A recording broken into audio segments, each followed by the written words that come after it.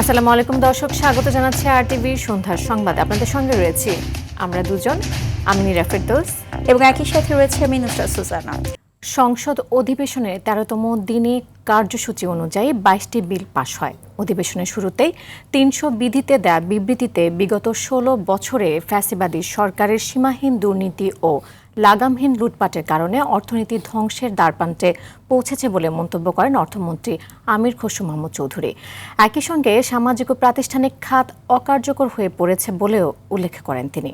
যুদ্ধের প্রভাবে জ্বালানিতে ভর্তুকির বাইরেও ৩৬,০০০ কোটি টাকা বাজেটে ঘাটতি বাড়বে বলে জানান অর্থমন্ত্রী। আরও জানাচ্ছেন শাকিলা করিম। সাপ্তাহিক ছুটির দিন শুক্রবারও চলছে সংসদ অধিবেশন। ১৩তম দিনে সংসদের সভাপতিত্ব করছেন স্পিকার হাফিজ উদ্দিন আহমদ। এখন আইন প্রণয়ন কার্যাবলী। এদিন অধিবেশনের শুরুতে ৩০০ বিধিতে দেয়া বিবৃতিতে নানা বিষয় তুলে ধরেন অর্থমন্ত্রী। বলেন, বিগত ১৬ বছরে ফ্যাসিবাদী সরকারের সীমাহীন দুর্নীতি ও লাগামহীন লুটপাটের কারণে অর্থনীতি ধ্বংসের দ্বারপ্রান্তে পৌঁছেছে এবং সামাজিক ও প্রাতিষ্ঠানিক খাত অকার্যকর হয়ে পড়েছে। বিগত ১৬ বছরে ফ্যাসিবাদী সরকার অর্থনীতিতে সীমাহীন দুর্নীতি, লাগামহীন লুটপাটের মাধ্যমে অর্থনীতিকে ধ্বংসের দ্বারপ্রান্তে নিয়ে দাঁড় করানোর পাশাপাশি সামাজিক ও প্রাতিষ্ঠানিক খাতকে অকার্যকর করে দিয়েছে। মধ্যপ্রাচ্যের যুদ্ধের প্রভাবে চলতি অর্থবছরের মার্চ থেকে জুনের সময়ে বিদ্যুৎ, জ্বালানি ও এলএনজি খাতে নির্ধারিত ভর্তুকির বাইরে সরকারকে অতিরিক্ত প্রায় ৩৬,০০০ কোটি টাকা ব্যয় করতে হবে বলেও জানান অর্থমন্ত্রী। জ্বালানি তেল ও এলএনজির মূল্য আন্তর্জাতিক বাজারে দ্বিগুণের বেশি বৃদ্ধি পেয়েছে।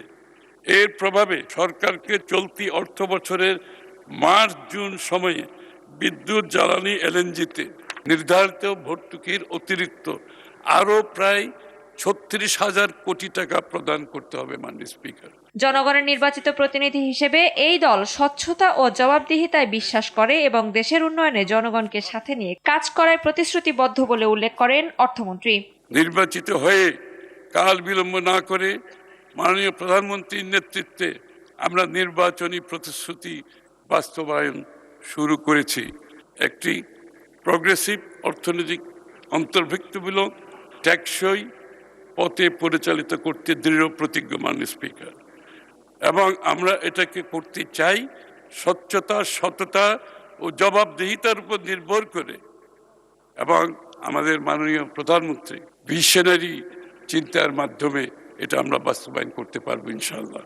দিনের কার্যসূচি অনুযায়ী জুলাই অভ্যুত্থানে শহীদ পরিবার এবং জুলাই যোদ্ধাদের কল্যাণ ও পুনর্বাসন বিল, সংসদে ঢাকা সেন্ট্রাল ইউনিভার্সিটি বিল, বিশ্ববিদ্যালয় সংক্রান্ত কতিপয় আইন সংশোধন বিল, জাতীয় উপাত্ত ব্যবস্থাপনা বিল, সাইবার সুরক্ষা বিল, গ্রামীণ ব্যাংক সংশোধন বিল, নারী ও শিশু নির্যাতন দমন সংশোধন বিল ২০২৬ সহ মোট ২২টি বিল সর্বসম্মতিক্রমে পাশ হয়। যারা এই প্রস্তাবের পক্ষে আছেন তারা হ্যাঁ বলুন। শাকিলা করিম, আরটিভি, ঢাকা। মধ্যপ্রাচ্যে যুদ্ধ শুরুর পর জ্বালানির বাজারে অস্থিরতা তৈরি হয়। বিশ্ববাজারে জ্বালানি সরবরাহ কমে যায়, বেড়ে যায় দাম। সেই অস্থিরতার প্রভাব পড়ে বাংলাদেশের বাজারেও। তেলের সংকট হতে পারে সেই চিন্তায় বাংলাদেশের তেলে পাম্পে দেখা দেয় দীর্ঘ লাইন। ঘন্টার পর ঘন্টা লাইনে দাঁড়িয়ে জ্বালানি তেল সংগ্রহ করে সংশ্লিষ্টরা। যদিও যুদ্ধ পরিস্থিতি থেমে গেলেও তেলের বাজারে স্বস্তি আসতে আরও সময় লাগবে বলে জানিয়েছে বিশেষজ্ঞরা। রাজধানী সহ সারা দেশে এখনও তেল পাম্পগুলোতে দেখা যাচ্ছে দীর্ঘ লাইন। পাম্প মালিকরা বলছে, পর্যাপ্ত সরবরাহ না পাওয়ায় রেশনিং পদ্ধতিতেই তেল বিক্রি করছে তারা।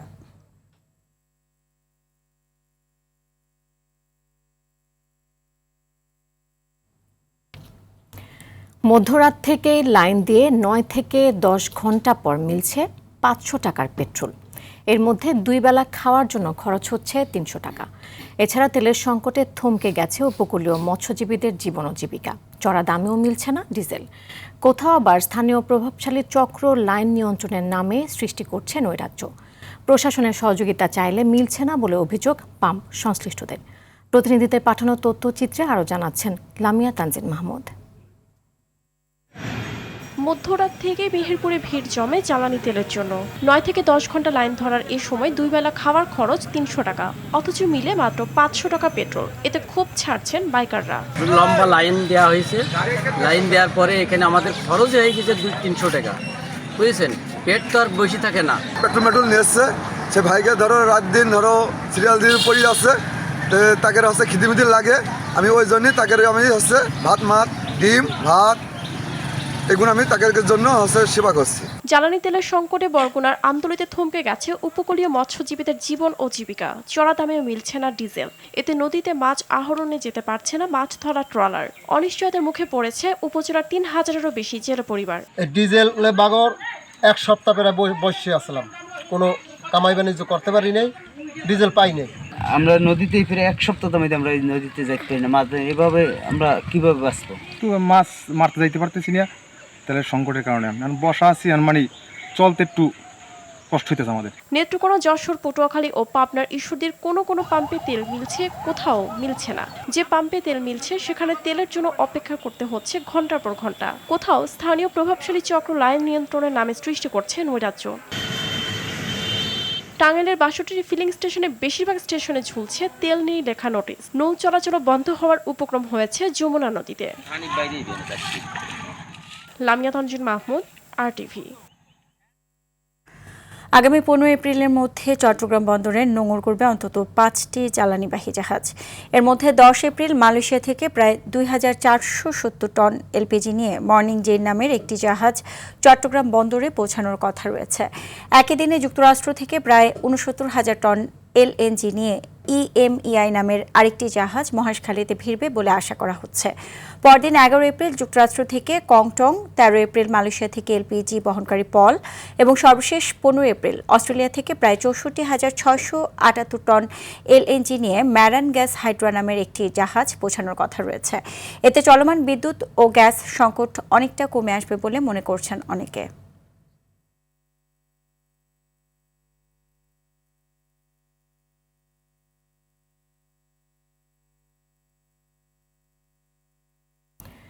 গত ২৪ ঘন্টায় হামের উপসর্গ নিয়ে আরও 4 শিশুর মৃত্যু হয়েছে।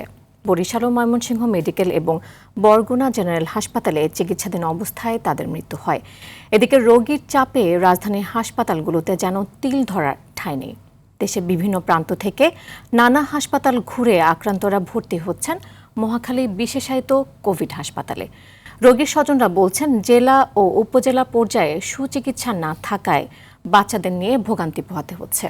চলমান হাম প্রাদুর্ভাবের পরিপ্রেক্ষিতে শিশুদের 2 ডোজ টিকা নিশ্চিত করার আহ্বান জানিয়েছেন বিশেষজ্ঞরা। আরও জানাচ্ছেন বিপুল দেব রায়। হাম প্রাদুর্ভাব যেন মহামারী আকার ধারণ করেছে। হাসপাতালগুলোতে প্রতিদিনই বাড়ছে রোগীদের চাপ। রাজধানীর মহাখালী বিশেষায়িত কোভিড হাসপাতালের চিত্র এটি। প্রতিনিয়ত শ্বাস নিয়ে যুদ্ধ করছে শিশুরা। প্রতিটি মুহূর্ত যেন মৃত্যুকে পরাজিত করার লড়াই। কোনো ডাক্তারে ধরতে পারে না, বিজিত দিয়ে ডাক্তার দেখেছে তারাও ধরতে পারেন না যে এটা এই রোগ। অনেক কষ্ট করছি, অনেক দৌড়াদৌড়ি করছি। বাচ্চা তো অনেক সিরিয়াস আছিল, চোখ মেলছে না, ধরেন আর পাতলা পায়খানা তো অনেক বেশি করছে, আর জ্বর ধরেন 100-এর উপরে আসছিল সবসময়। যদি উপজেলা স্বাস্থ্য কমপ্লেক্সে পাইতাম তাহলে তো এত ঝামেলা হতো না। আর দেখা যাচ্ছে কি সবাই কিন্তু এতটা জার্নি করে স্ট্রাগল করে এখানে আসতে পারে না। আমরা হচ্ছে অ্যাম্বুলেন্স দিয়ে আনছি, অ্যাম্বুলেন্সের ভাড়া কত টাকা এটা সবাই জানে, কিন্তু সবাই তো এটা পারে না। তবে জেলা উপজেলা পর্যায়ে হামের পর্যাপ্ত চিকিৎসা না পাওয়ায় রোগী ও স্বজনদের ভোগান্তি পোহাতে হচ্ছে বলে জানান স্বজনরা। আমাদের তো অনেক হয়রানি হয়। আমরা তো মনে নারায়ণগঞ্জ থেকে আসছে, ঢাকা আসছি, অনেক হয়রানি। শেরেবাংলায় কোনো একটা বিল্ডিং ভবন যদি শিশু হসপিটাল হইতো, সেখানে এনআইসিউর ব্যবস্থা থাকতো, আইসিউর ব্যবস্থা থাকতো, তাহলে মানে বাচ্চার মায়েদের আসলে ভুক্তভোগী হইতো না যে তারা শহরের দিকে চলে আসতে হইতে। এই শহরে আসা এই টাইমে বাচ্চা হয়তো খারাপ হওয়ার সম্ভাবনা বেশি হয়ে যায়, যেহেতু লং টাইম। কেউ হামে আক্রান্ত হলে বিভ্রান্তিকর তথ্য কান না দিয়ে নিবন্ধিত চিকিৎসকের পরামর্শ নেওয়ার তাগিদ দিচ্ছেন চিকিৎসকরা। 9 মাসের আগের বাচ্চাগুলো মায়ের স্বাস্থ্যের প্রতি গুরুত্ব দিতে হবে। মা যেন ভালো পুষ্টিকর খাবার খায়, রোগ প্রতিরোধ ক্ষমতা বেশি থাকে। এবং আরেকটা ব্যাপার যে প্রথম দিকে যদি লক্ষণ প্রকাশ পাওয়ার সাথে সাথে চিকিৎসকের শরণাপন্ন হন তাহলে সেটা সবচেয়ে ভালো হবে। বিপুল দেবরাই, RTV, ঢাকা। আগামী SSC সহ দেশের সকল পরীক্ষায় প্রশ্নপত্র ফাঁসের বিরুদ্ধে কঠোর ব্যবস্থা নেওয়ার হুঁশিয়ারি করেছেন শিক্ষামন্ত্রী ডক্টর আনম এহসানুল হক মিলন। একই সাথে পরীক্ষায় নকল প্রতিরোধেও নানা পদক্ষেপ নেওয়ার কথা জানান তিনি। সকালে চট্টগ্রাম কলেজ মিলনায়তনে চট্টগ্রাম শিক্ষা বোর্ড আয়োজিত কেন্দ্র সচিবদের সঙ্গে মতবিনিময় সভায় ভার্চুয়ালি যুক্ত হয়ে তিনি এসব কথা বলেন। শিক্ষা বোর্ডের চেয়ারম্যান প্রফেসর আব্দুল্লাহ আল মামুন সহ সংশ্লিষ্টরা এ সময় উপস্থিত ছিলেন।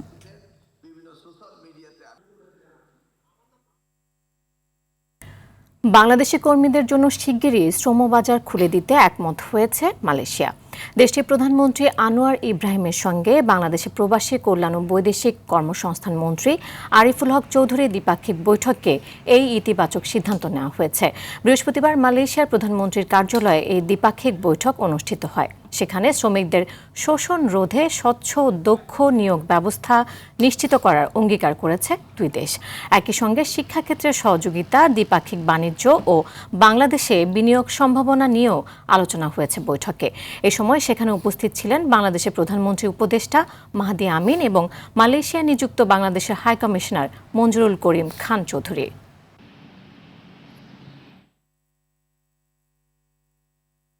ত্রয়োদশ জাতীয় সংসদের সংরক্ষিত নারী আসনে দলীয় মনোনয়ন ফর্ম বিক্রি শুরু করেছে ক্ষমতাসীন দল বিএনপি। আজ বেলা 11টা থেকে নয়াপল্টনে বিএনপির কেন্দ্রীয় কার্যালয়ে মনোনয়ন ফর্ম বিক্রি শুরু হয়। ফর্ম বিক্রি চলবে 12 এপ্রিল পর্যন্ত। প্রধানমন্ত্রীর উপদেষ্টা ও দলের সিনিয়র যুগ্ম মহাসচিব রুহুল কবির রিজভী জানান, সংরক্ষিত নারী আসনে মনোনয়নের যোগ্যতা, দক্ষতা ও জুলাই আন্দোলন সহ বিগত 17 বছরের আন্দোলন সংগ্রামের ভূমিকা বিবেচনা রাখা হবে। রুদ্র রফিকের রিপোর্টে দেখুন বিস্তারিত। ত্রয়োদশ জাতীয় সংসদ নির্বাচনে নিরঙ্কুশ জয়ের পর এখন বাংলাদেশ জাতীয়তাবাদী দল বিএনপিতে চলছে সংরক্ষিত আসনের হিসাব নিকাশ। সকাল 11টায় দলের কেন্দ্রীয় কার্যালয়ে সংরক্ষিত নারী আসনের দলীয় সংসদ সদস্য প্রার্থীদের মাঝে মনোনয়ন ফর্ম বিতরণ কার্যক্রমের উদ্বোধন করেন বিএনপির সিনিয়র যুগ্ম মহাসচিব রুহুল কবির রিজভী। এ সময় তিনি জানান, যোগ্য ও ত্যাগী নারী নেত্রীদের বেছে নিতে চায় দল। 17 বছর আন্দোলনের ভূমিকা, আপনাদের দক্ষতা এবং পার্লামেন্টে কথা বলার যে যোগ্যতা, সবগুলো বিবেচনা করেই দলের নীতি নির্ধারণী ফোরাম বা বোর্ড, যেটাই বলি আমরা, তারা সিদ্ধান্ত নেবেন। সবাইকে দলের সিদ্ধান্ত মেনে নেয়ার আহ্বান জানান রিজভী। যে সিদ্ধান্ত নেবেন সেই সিদ্ধান্তটা আবার সবাইকে মান্য করতে হবে। এটা আমি পেলাম না ও পেল বলে এক ধরনের পরিবেশ তৈরি করা, বিশ্রী পরিবেশ তৈরি করা, এইটা করা যাবে না। দলের মনোনয়ন প্রত্যাশীদের অভিযোগ, দীর্ঘ আন্দোলন সংগ্রামে না থেকেও এখন ফর্ম নিতে এসেছেন অনেকেই। এই কার্যালয়ে এসে দেখছি অজস্র নতুন মুখ। আসলে খুব শঙ্কিত হচ্ছে যে নতুনদের ভিড়ে আমরা ত্যাগী যারা কাজ করেছি দীর্ঘ 17 বছর তারা হারিয়ে যায় কিনা। ত্যাগীদের মূল্যায়ন করলে আমি মূল্যায়িত হব। আমি 11 বার জেল খেটেছি, আমার নামে প্রায় 25-30টা মামলা আছে। দল যদি ত্যাগীদের মূল্যায়ন করে তাহলে সেখানে তো আমাকে বাদ দেওয়ার কোনো কারণই দেখি না। এত বছর গান গেয়েছি, আনন্দ দিয়েছি মানুষকে, এবার আমি দেশের মানুষের জন্য কাজ করতে চাই। মনোনয়ন ফর্মের মূল্য নির্ধারণ করা হয়েছে 2000 টাকা এবং জামানত হিসেবে জমা দিতে হবে 50,000 টাকা।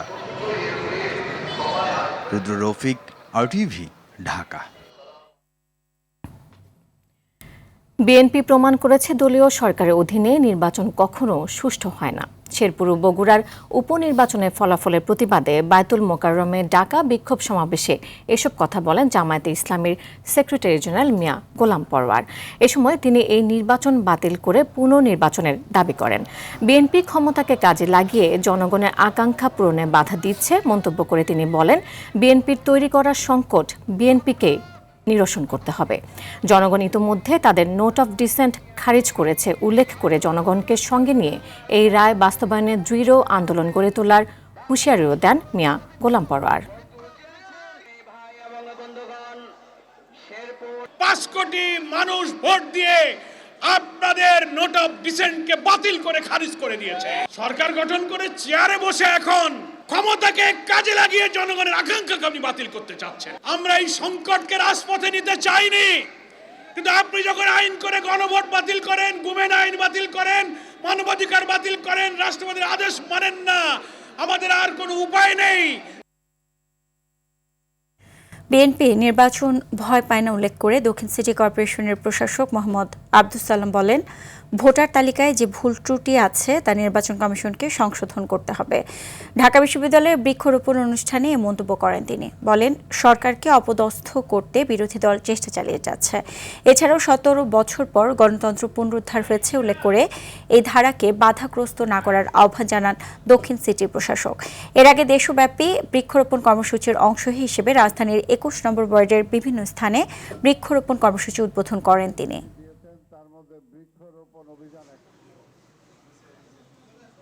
আমাদের প্রত্যেকে উদ্যোগী হতে হবে। আগেই কেন বাধা দিতে চান? বাধা দিতে চান যারা, তারা এই দেশটাকে উন্নয়নের পথে নিতে দিতে চান না, তারা গণতন্ত্র চান না। ঢাকা শহরে নির্বাচন আমরাও চাই, কিন্তু তার পূর্বে নির্বাচন কমিশনকে বলবো, এই যে ঢাকার যে ভোটার তালিকা, সেটার মধ্যে অনেক কিছু ভুল ত্রুটি আছে, সেগুলোকে সংশোধন করতে হবে। আজ নয়, আগামীকাল অনুষ্ঠিত হবে ইরান যুক্তরাষ্ট্রের মধ্যকার বহুল আলোচিত শান্তি আলোচনা। দুই পক্ষের বৈঠক ঘিরে নিরাপত্তার চাদরে ঢেকে ফেলা হয়েছে পাকিস্তানের রাজধানী ইসলামাবাদ। একদিকে যখন শান্তি আলোচনার তোড়জোড় চলছে, ঠিক তখনই লেবাননে বৃষ্টির মতো বোমা মারছে ইসরায়েল। পুনরায় হামলার সুযোগ দেয় এমন যুদ্ধবিরতি চায় না ইরান, জানিয়েছে দেশটির উপ পররাষ্ট্রমন্ত্রী। ইমতিয়াজ আহমেদের রিপোর্ট। নিজের মোবাইল ফোনে ভিডিও করতে করতে বৈরুতের রাস্তা ধরে হাঁটছিলেন এ তরুণী, আর তখনই তার ফোনে ধরা পড়ে ইসরায়েলি বোমা হামলার ভয়াবহ এই দৃশ্য। পাকিস্তানের ইসলামাবাদে যখন শান্তির টেবিল সাজানো হচ্ছে, তখনও রক্তে রঞ্জিত লেবাননের মাটি। যুদ্ধবিরতির পর বুধবার থেকে লেবাননে শুরু হওয়া ভয়াবহ হামলা অব্যাহত রয়েছে। শুক্রবারও দেশটির দক্ষিণাঞ্চলে অ্যাম্বুলেন্স ও ফায়ার সার্ভিস লক্ষ্য করে বিমান হামলা করেছে ইসরায়েল। ইসরায়েলি বাহিনীর দাবি, হিজবুল্লাহ এসব অ্যাম্বুলেন্সকে সামরিক কাজে ব্যবহার করছে। তবে এই অভিযোগের পক্ষে এ পর্যন্ত কোনো সুনির্দিষ্ট প্রমাণ উপস্থাপন করতে পারেনি তারা। এমন পরিস্থিতিতে লেবাননের পক্ষে কঠোর অবস্থান নিয়েছে ইরান। পররাষ্ট্রমন্ত্রী আব্বাস আরাকচি সাফ জানিয়েছেন, যুক্তরাষ্ট্র যদি নেতানিয়াহুকে কূটনীতি হত্যার লাইসেন্স দেয়, তবে এর দায় তাদেরকে নিতে হবে। দেশটির রাজনৈতিক বিষয়ক উপপররাষ্ট্রমন্ত্রী জানিয়েছেন, তেহরান এমন কোনো যুদ্ধবিরতি বা শান্তি চুক্তিতে আগ্রহী নয় যা ভবিষ্যতে শত্রুদের পুনরায় আক্রমণ করার সুযোগ করে দিবে। কেবল স্থলভাগেই নয়, উত্তাপ ছড়িয়েছে সমুদ্রপথেও। হরমুজ প্রণালীতে সিলেক্টিভ স্ট্র্যাটেজি বা নতুন এক শাসন ব্যবস্থার কথা জানিয়েছে ইরান। নতুন ম্যাপ অনুযায়ী বন্ধুপ্রতিম দেশের জাহাজ অবাধে চলাচলের সুযোগ পাবে। শত্রুপক্ষকে গুনতে হবে ট্যারিফ বা পড়তে হবে নিষেধাজ্ঞায়। এদিকে ইসরায়েলি প্রধানমন্ত্রী বেনিয়ামিন নেতানিয়াহু লেবাননের সঙ্গে সরাসরি আলোচনার কথা বললেও উল্টো সুর প্রতিরক্ষা মন্ত্রীর কণ্ঠে। ইসরায়েলি সংবাদ মাধ্যম বলছে, যুদ্ধ থামানোর কোনো পরিকল্পনাই নেই প্রতিরক্ষা দপ্তরের। 2 সপ্তাহের ভঙ্গুর যুদ্ধবিরতি স্থায়ী শান্তিতে রূপ নেবে, নাকি লেবাননের আকাশে উঠতে থাকা যুদ্ধ বিমানগুলো আলোচনার সব পথ বন্ধ করে দেবে, সে অপেক্ষায় বিশ্ব। ইমতিয়াজ আহমেদ, RTV। যুদ্ধ পরবর্তী মধ্যপ্রাচ্যে স্থিতিশীলতা ফেরাতে এক ঝটিকা সফরে রয়েছেন যুক্তরাজ্যের প্রধানমন্ত্রী কিয়ার স্টারমার। গত বুধবার থেকে সৌদি আরব, আরব আমিরাত ও বাহরাইনে সফর শেষে শুক্রবারে কাতারের দোহায় পৌঁছেছেন তিনি। যুক্তরাষ্ট্র ইরানের মধ্যে 2 সপ্তাহের সাময়িক যুদ্ধবিরতিকে স্থায়ী রূপ দেওয়া এবং বন্ধ থাকা হরমুজ প্রণালী পুনরায় উন্মুক্ত করাই তার এই সফরের প্রধান লক্ষ্য। স্টারমার সতর্ক করে বলেছেন, এই শান্তি চুক্তি এখনও ভঙ্গুর এবং জ্বালানি সরবরাহ স্বাভাবিক করতে আঞ্চলিক দেশগুলোর সহযোগিতা প্রয়োজন। ইতোমধ্যে 40টিরও বেশি দেশকে নিয়ে হরমুজে নৌ চলাচল সচল করার পরিকল্পনা শুরু করেছে যুক্তরাজ্য। এই কূটনৈতিক তৎপরতা সফল হলে বিশ্ববাজারে তেলের দাম স্থিতিশীল হবে বলে আশা করা হচ্ছে।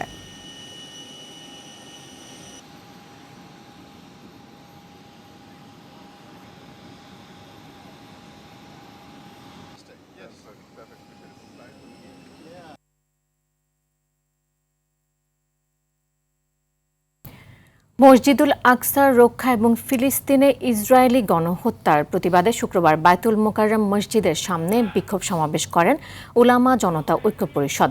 বন্দীদের হত্যা করা জঘন্যতম কাপুরুষতার পরিচয় উল্লেখ করে ফিলিস্তিনে চলমান আগ্রাসন ও গণহত্যা বন্ধে বিশ্বের মুসলিম রাষ্ট্রগুলোকে ঐক্যবদ্ধ হয়ে কার্যকর পদক্ষেপ নেওয়ার আহ্বান জানান বক্তারা।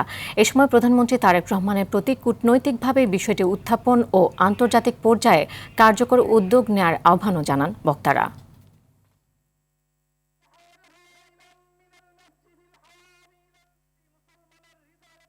মশার সীমাহীন উৎপাতে অতিষ্ঠ নগরবাসী।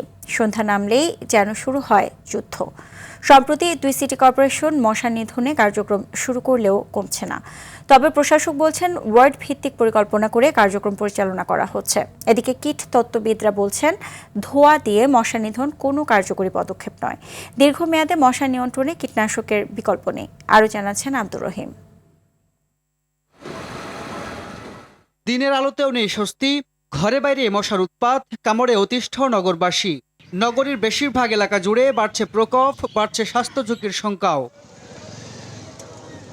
নগরবাসীর অভিযোগ, হঠাৎ করেই পুরো ঢাকা শহরে বেড়েছে মশার উপদ্রব। তবে নিয়ন্ত্রণে দৃশ্যমান উদ্যোগ কম বলেই মনে করছেন অনেকেই। মশার কয়েলের কোনো কাজ হয় না, এরপরে ধূপ দিই, তারপর কোনো কাজ হয় না। অনেক প্রচুর মশা, রাত্রে বেশি, দিন একটু কম। আমরা তো সিকিউরিটি চাকরি করি, দাঁড়াইলে মশায় ধরে, এমনভাবে ধরে নাক মুখ বেড়ে ধরে। বীজ দেয় কি দেয় আল্লাহ তালাই জানি, মশা একটাও দেয় না, মশা আরও জাগ্রত হয়। ওষুধ দেয়, শুধু খালি ধোঁয়া, কেরাসিন দেয়, একটা মশা মরেও না অথবা একটা মশা দূর হয় না। এ বিষয়ে গবেষকরা বলছেন, মশা নিধনে ধোঁয়া পদ্ধতির কোনো কার্যকর পদ্ধতি নয়। মশা নিধনে দীর্ঘমেয়াদী পরিকল্পনা ছাড়া নগরবাসী এর সুফল পাবে না। জরুরি পদক্ষেপ নেওয়া না হলে সামনের মাসগুলোতে ডেঙ্গু বা চিকনগুনিয়ার প্রকোপ ভয়াবহ আকার ধারণ করতে পারে। এই মশা নিয়ন্ত্রণের জন্য যে ফগিং বা ধোঁয়াটি ছড়ানো হয়, এই ধোঁয়াটি কিন্তু আসলে কোনো কার্যকরী পদ্ধতি না। পৃথিবীর অনেক দেশেই এটি বন্ধ করে দেওয়া হয়েছে। মাঠ পর্যায়ে লার্ভা অবস্থায় মশাকে নিয়ন্ত্রণ করতে হবে। সেখানে টেমিফস, বিটিআই বা আইজিআর আধুনিক যে কীটনাশকগুলো লার্ভা নিয়ন্ত্রণে ব্যবহার হয়, সেগুলোকে ব্যবহারটা শুরু করতে হবে। এদিকে সিটি কর্পোরেশন বলছে তাদের কার্যক্রমে কোনো ঘাটতি নেই। ওয়ার্ড ভিত্তিক কমিটি করে নিয়মিত মনিটরিং করার কথা জানালেন দক্ষিণের প্রশাসক। যে জায়গায় মশকটা উৎপাদন হয় সেই উৎপাদন কেন্দ্রগুলোকে নষ্ট করা, এবং সেটার জন্য অলরেডি প্রোগ্রাম দেওয়া হয়েছে, এবং এই প্রোগ্রামগুলোকে কার্যকর করার জন্য 10টা টিম করা হয়েছে, এবং তারা এটা রাউন্ড দি ক্লক 24 আওয়ার্স তারা এটাকে খবর রাখবে, কোথায় কি হচ্ছে, কোথায় কাজ হচ্ছে কি হচ্ছে না। শুধু মশা নিয়ন্ত্রণে নয়, ঢাকাকে গ্রিন সিটি, ক্লিন সিটি হিসাবে গড়তে কাজ করছেন বর্তমান প্রশাসকরা। আব্দুর রহিম, RTV, ঢাকা। বাংলা বর্ষপঞ্জির নতুন সূর্যের অপেক্ষায় প্রহর গুনছে বাঙালি। সেই প্রত্যাশার রঙিন ছোঁয়ায় মুখর চারুকলা অনুষদ, যেখানে শিল্প আর জীবনের ঐক্যতানে তৈরি হচ্ছে এক অনন্য উৎসবের আবহ। বিস্তারিত শাকিলা করিমের প্রতিবেদনে, ক্যামেরায় ছিলেন মেহেদী হাসান সুজন।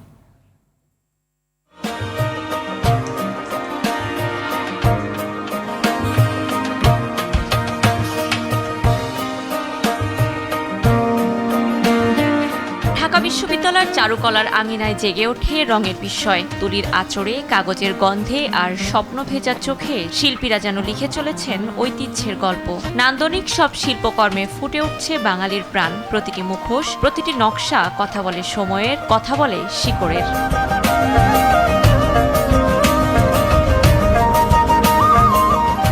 এই সৃজনের কেন্দ্রবিন্দু বৈশাখী শোভাযাত্রা, যেখানে আনন্দ মিশে যায় প্রতিবাদে আর ঐতিহ্য খুঁজে পায় নতুন ভাষা। এ যেন শুধু শোভাযাত্রার প্রস্তুতি নয়, এ এক রঙে লেখা চলমান কবিতা। মোটিভগুলো আমরা চুজ করে থাকি গ্রাম বাংলা বা আমাদের যে ঐতিহ্য, সেখান থেকে। প্রত্যেকবারের মতো এই স্টুডেন্টরাই, প্রাক্তন এবং বর্তমান স্টুডেন্টরা মিলেই স্ট্রাকচারগুলো করছে। 5টা স্ট্রাকচার হচ্ছে টোটাল। আমরা চারুকলা স্টুডেন্ট হিসেবে প্রতিবার অপেক্ষায় থাকি যে কখন বৈশাখের কাজ শুরু হবে, আমরা কাজ করব। কেউ রঙে ডুবিয়ে দিচ্ছেন স্বপ্ন, কেউ কাঠামোয় গড়ে তুলছেন কল্পনা, আবার কেউ একটি সম্পূর্ণ ছবির জন্য নিঃশব্দে জুড়ে দিচ্ছেন সময়ের ছেঁড়া টুকরো।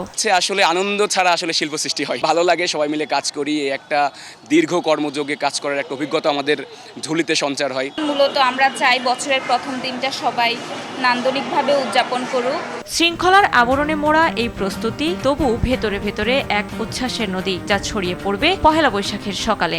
আমাদের মূল উদ্দেশ্য হচ্ছে বৈশাখী উদযাপন করা, একটা আনন্দের মধ্যে দিয়ে এই শোভাযাত্রাটা করা, তাই না? নামে কি এসে যায়, দেখেন সবাই এইখানে অংশগ্রহণ করছে, প্রতিদিন এত ছেলে মেয়ে অংশগ্রহণ করছে, নাম নিয়ে তো কারো কোনো মাথা ব্যথা নেই। আমাদের এই পয়লা বৈশাখের যে কালচারটা, এটা কিন্তু অনেক পুরনো, এটা আমাদের একটা হেরিটেজ।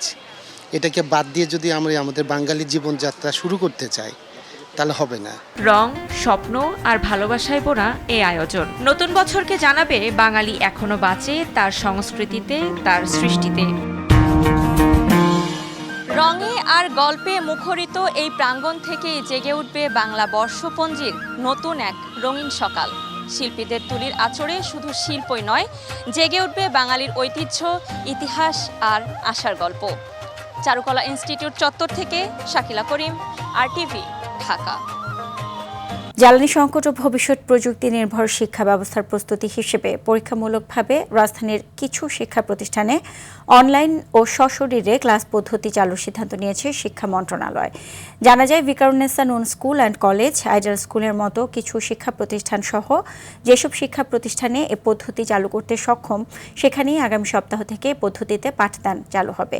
এই সিদ্ধান্ত অনুযায়ী সপ্তাহে 6 দিন ক্লাস হবে, এর মধ্যে 3 দিন অনলাইনে ও 3 দিন সশরীরে ক্লাস হবে। সিদ্ধান্ত অনুযায়ী শনিবার, সোমবার ও বুধবার সশরীরে ক্লাস হবে, আর রোববার, মঙ্গলবার ও বৃহস্পতিবার অনলাইনে ক্লাস হবে। শুক্রবার সাপ্তাহিক ছুটি থাকবে। শিক্ষকেরা শিক্ষা প্রতিষ্ঠানে সশরীরে উপস্থিত হয়ে ক্লাস নেবেন।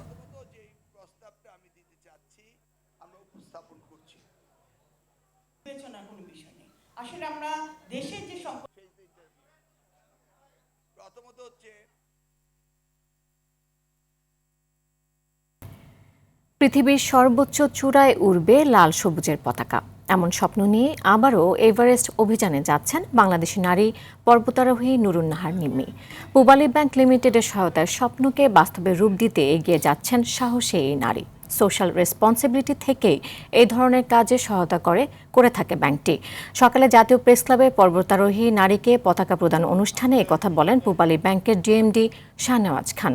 এ সময় উপস্থিত ছিলেন নেপালের রাষ্ট্রদূত ঘনশ্যাম ভান্ডারী, পূবালী ব্যাংক পিএলসির ব্যবস্থাপনা পরিচালক ও প্রধান নির্বাহী কর্মকর্তা মোহাম্মদ আলী, এভারেস্ট জয়ী এম.এ. মুহিত সহ আরও অনেকে। সবকিছু ঠিক থাকলে মে মাসের মাঝামাঝি সময়ে তিনি পৌঁছাবেন সেই স্বপ্নচূড়ায়।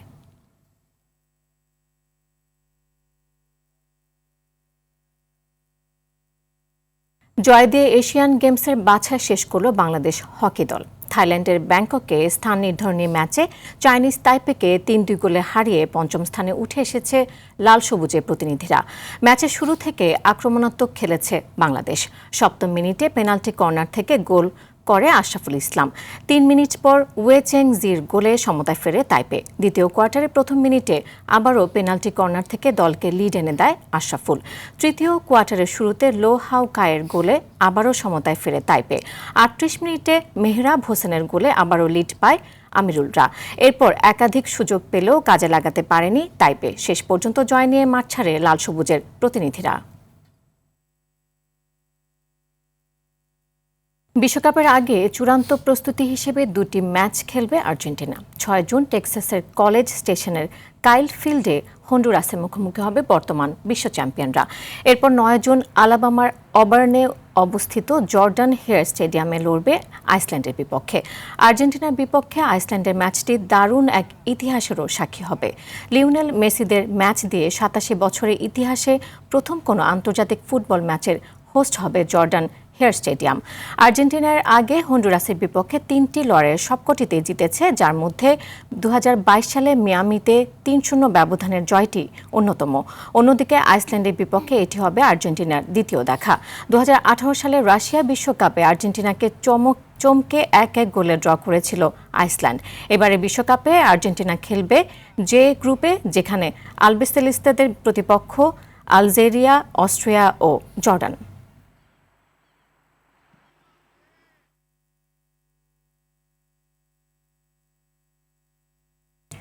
লা লিগায় আজ জিরোনার বিপক্ষে মাঠে নামছে স্প্যানিশ জায়ান্ট রিয়াল মাদ্রিদ। জিরোনার বিপক্ষে লস ব্লাঙ্কোসদের স্মৃতি মধুর হলেও সম্প্রতি চ্যাম্পিয়ন্স লিগ ও লা লিগায় সবশেষ 2 ম্যাচ হেরে বেকায়দায় আরবেলোয়ার দল। মার্কোর বিপক্ষে যোগ করার সময়ে মারুকের গোলে স্নায়ু যুদ্ধে হেরে বসে রিয়াল। আর চ্যাম্পিয়ন্স লিগে বায়ার্নের বিপক্ষে হারের ক্ষত এখনও তাজা। এমন বাজে পরিস্থিতির মধ্যেই চলতি মৌসুমে দ্বিতীয়বারের মতো জিরোনার বিপক্ষে খেলতে নামতে হবে রিয়ালকে। পরিসংখ্যানে রিয়ালের 8টি জয়ের বিপরীতে মাত্র 3টি জয় জিরোনার। 2 দলের বাকি 2টি ম্যাচ শেষ হয় সমতায়। লিগে জিরোনার অবস্থান সুবিধাজনক নয়। 30 ম্যাচে 9 জয়ের বিপরীতে হার 11টি, ড্র 10 ম্যাচে। পয়েন্ট টেবিলে দলটির অবস্থান 12তম। অন্যদিকে শীর্ষে থাকা বার্সেলোনা থেকে 7 পয়েন্ট পিছিয়ে 2-এ অবস্থান করছে রিয়াল মাদ্রিদ। সান্তিয়াগো বার্নাব্যুতে ম্যাচ শুরু রাত 1টায়।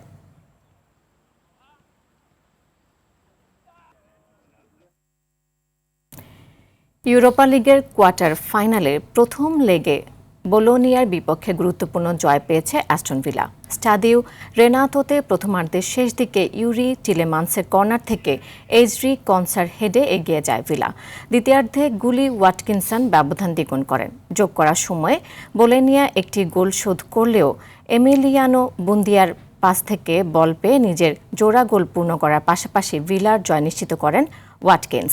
দিনের অন্য ম্যাচে পোর্তো বিপক্ষে 1 গোলে সমতা নিয়ে ফিরেছে নটিংহাম ফরেস্ট। গ্যাব্রিয়েল ভেইগার পাসে উইলিয়াম গোমেজ পোর্তোকে এগিয়ে দিলেও মার্তিন ফার্নান্দেজের আত্মঘাতী গোলে সমতায় ফেরে ফরেস্ট। শেষ পর্যন্ত 1-1 সমতাতে শেষ হয় ম্যাচ।